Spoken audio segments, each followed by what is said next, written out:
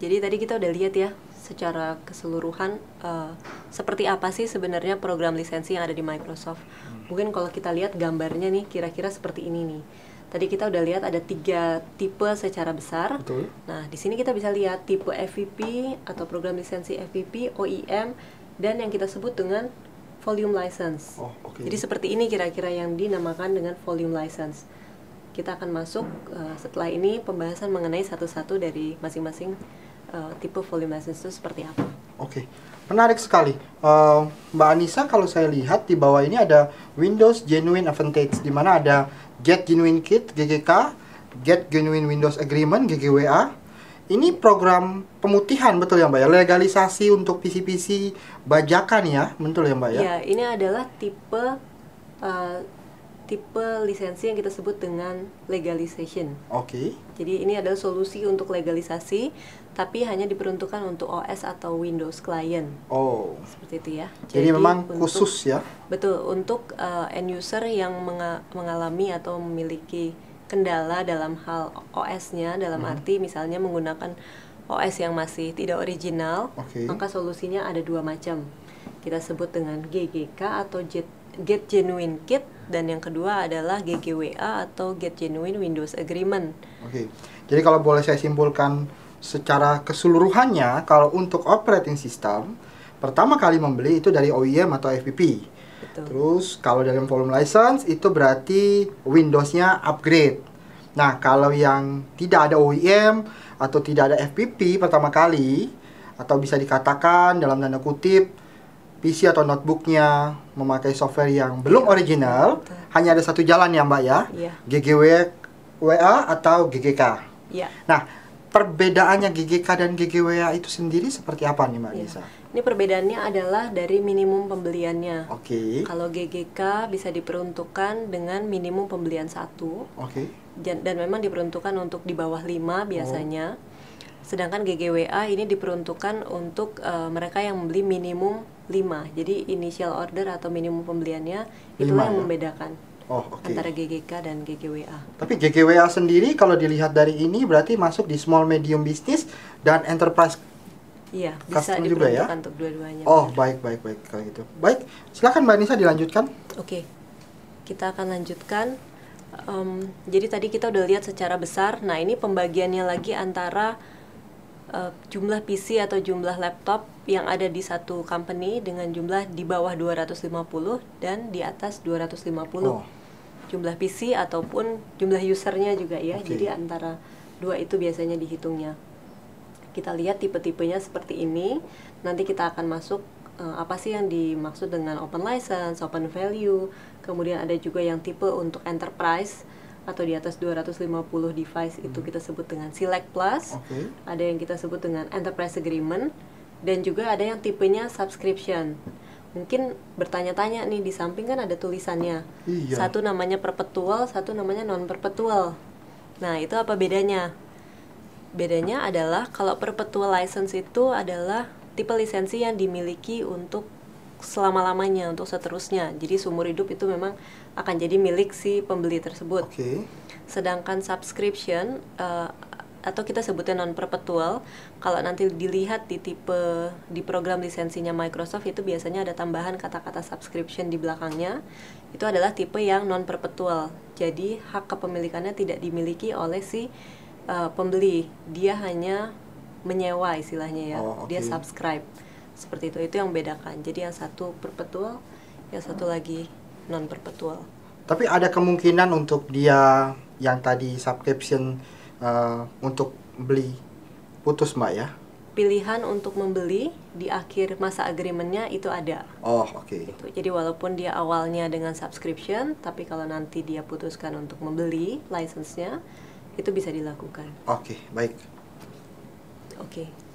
Kita akan masuk mengenai software assurance. Tadi kan dilihat juga nih, kalau kita balik sedikit ke atas, ada tulisan SA. Jadi kalau lihat kata-kata SA itu adalah software assurance.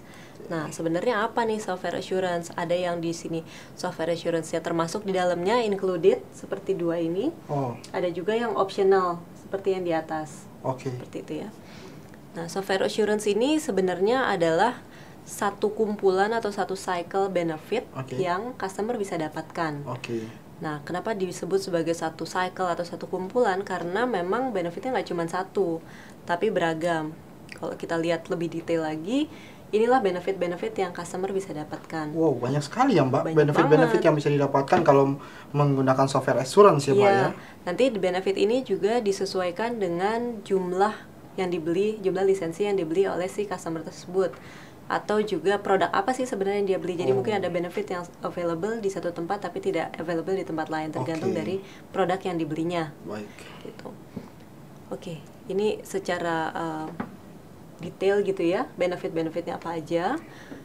Yang pertama sih sebenarnya yang paling biasanya orang cukup familiar adalah kita sebutnya new product version. Jadi kalau kita lihat di atas ada versi terbaru dari produk yang dibelinya tersebut.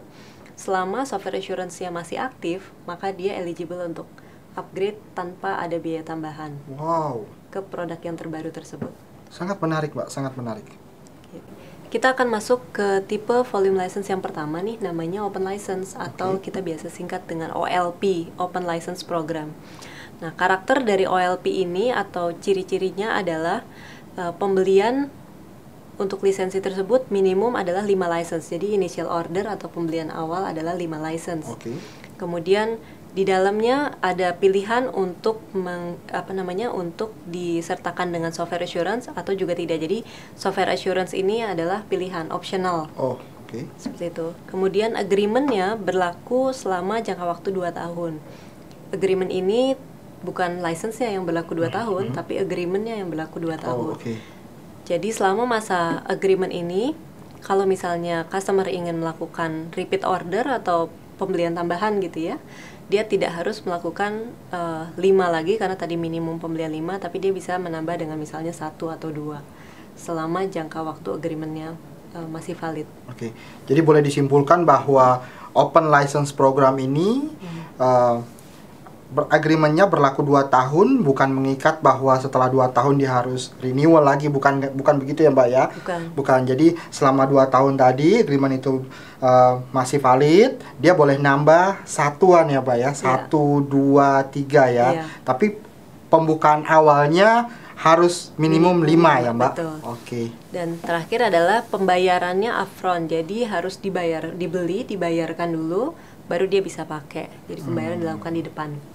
Jadi kalau dia beli awal, dia bayar. Kalau dia ada penambahan 1 atau 2, dia juga bayar dulu baru bisa pakai lagi ya. Iya, betul. Seperti itu. Nah, kalau kita sekarang masuk yang kedua adalah open value. Open value ini dikhususkan untuk perusahaan yang ingin melakukan standarisasi. Masih mirip-mirip dengan open license, di mana pembelian awal minimum 5 license. Tapi di sini software assurance atau SA itu sifatnya mandatory, artinya dia harus di-includekan di dalam pembelian open value-nya. Kalau tadi kan kita lihat di OLP optional, SA sebagai ya? Optional, benar. Kalau di sini dia included. Kemudian agreement-nya berlaku 3 tahun. Itu yang mungkin agak membedakan. Tadi kita lihat 2 tahun. Kalau di open value ini berlaku untuk 3 tahun. Di mana customer memiliki option untuk bayar di depan upfront atau dibayarkan selama 3 kali. Selama 3 tahun itu. Jadi dibayarkannya per tahun. Jadi kalau ini open value itu kalau boleh dikatakan itu bisa dicicil berarti Mbak ya? Tahun pertama, tahun kedua, tahun ketiga. Iya, pembayarannya dibagi selama 3 tahun. Selama tahun itu berjalan ya Mbak ya? Baik. Nah, kita lihat tadi kan sempat dengar dengan istilah subscription. Nah, itu bisa didapatkan melalui jalur open value. Jadi yang membedakan antara open value yang perpetual dan non perpetual atau subscription adalah kalau di subscription dia bayarnya tentunya dia bayar yearly dan tidak ada istilahnya tidak ada hak kepemilikan dari license tersebut yang dimiliki oleh customer karena dia sifatnya subscribe.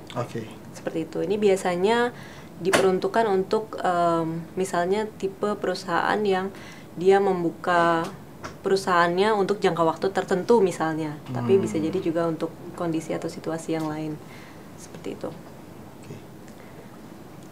Sama seperti open value, yang lainnya, artinya untuk software assurance dia included, tidak optional, tapi harus dimasukkan. Kemudian pembelian minimum juga 5 license. Oke. Jadi software assurance-nya include ya Mbak ya, di Ini dalamnya include, ya. sama saja. Baik yang perpetual maupun yang subscription, software assurance-nya include ya. Ya. Kecuali open license, software assurance-nya optional. Ya, betul. Oke.